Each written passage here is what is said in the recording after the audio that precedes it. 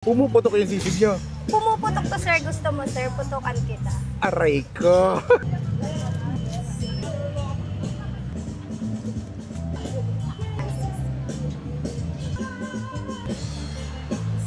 Crispy sisig na hindi tinipid sa sangkap dito sa Imus, Cavite. Kasi imbis na mantika, Mabisang margarine. ang ginagamit nila. Tapos lalagyan ng maraming sibuyas. Pagkatapos ay ibubuhos ang malutong at malambot na lechong kawali na sa itsura pa lang ay nakakatakam na talaga. At lalagyan ng iba't ibang special sauce nila na mas nagpapalasa. Tapos lalagyan ng sili na green para may kagat ng konting anghang. At may itlog pang kasama. Pag nabiting ka pa, ewan ko na.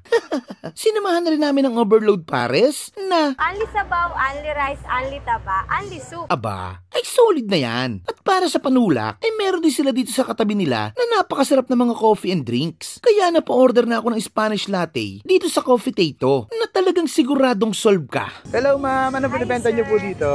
Crispy sisig po and crispy dinakdakan. Magkano po yung ganun ma'am? Yung sisig nyo? Meron po tayo sir, sisig with rice 100, same po ng dinakdakan. And meron din po tayong double, yung no rice, 159 po. Same din po sa sisig and dinakdakan. Okay, sige po, order nga ako ng sisig with rice ma'am. Okay sir, sir, luto lang po muna ako. Sige po.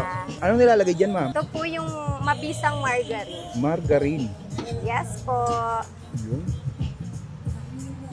Tapos, ano po yan ma'am? Ito po sir, sibuyas po. Sibuyas.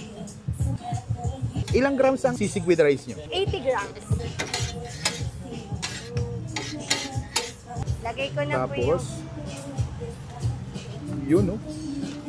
Grabe.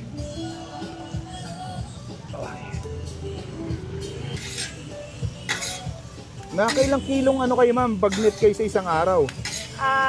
Sa ngayon po, 20 kilos pa lang po kasi kakasimula pa lang po. Anong pangalan nitong tindahan mo ma'am? Gar Crispy Sisig and Dinakdakan. Anong oras po kayo nag-open dito? Open po siya ng 4 p.m. to 11 p.m. Saan po kayo matatagpuan ma'am?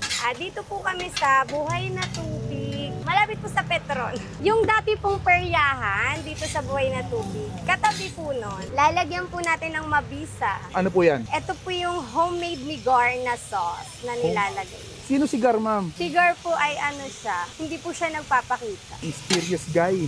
Yes. Gano'ng katagal niluluto yung sisig ma'am? Mga 5 to 7 minutes lang naman po. Paano nagsimula tong Gar Sisig and Crispy Dinakdakan? Nagsimula po kami sa, actually po hindi talaga siya sisig.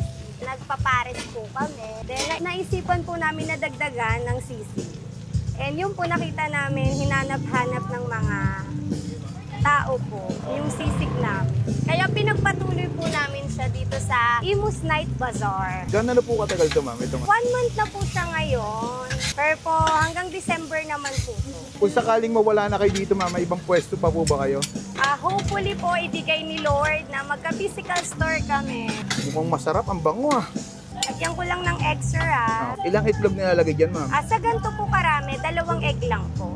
2 egg. Yes po. Ilang serving po to ma'am? 5 to 7. May huling tanong ako sa'yo ma'am. Anong kakaiba dito sa sisig mo? Ang kinaiba po dito sa sisig namin, bago mo po makuha yung lutong niya, nakipagdigmaan po muna kami sa kumukulong mantika.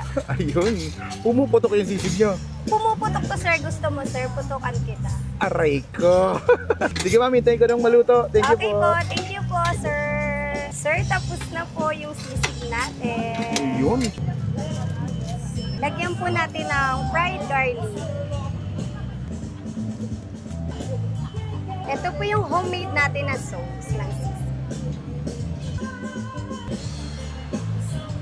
Ito po yung sisig with rice natin na 100 pesos. 100 pesos. Yes, Sige ma'am, po. tikman ko muna. Thank you po. Okay sir. Ay sir, wait lang. Ito po pala yung fork and spoon. Ayun, sige po, patong na lang po. Thank you sir. Sige po. God bless po. Enjoy. Magkano naman ang pares niyo ma'am, isang order? Yung overload po natin sir, 110 po. Yung bulaklak po is 85. Bagnet din po 85. With rice na po yung lahat. Kung gusto nyo po mag-unli rice sir, mag-add lang kayo ng 20 para unli rice na po kayo. Anong kasama niyan ma'am? Bulaklak, bagnet, tapos meron pong half egg.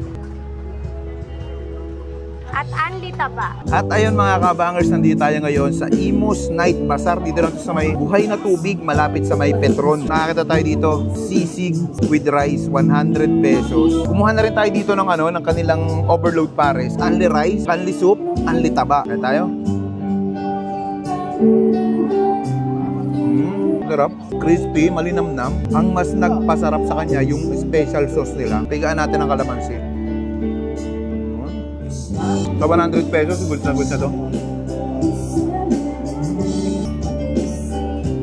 Sarap. Manar natin yung kanilang pares. Parang masarap na combo to.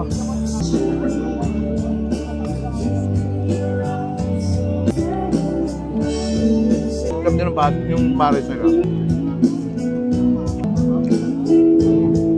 Nag-order na rin pala tayo ng coffee dito sa katabi nila. Coffee Tato. Ayan, kumuha tayong Spanish latte. May bulaklak pang kasama. Aesthetic. Na natin.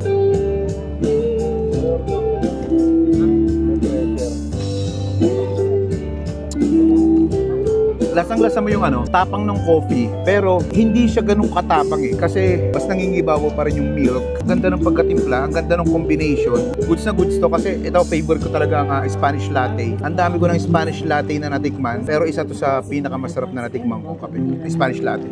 Sarap nito. Panalo dito. Paano? Nabusin ko muna to.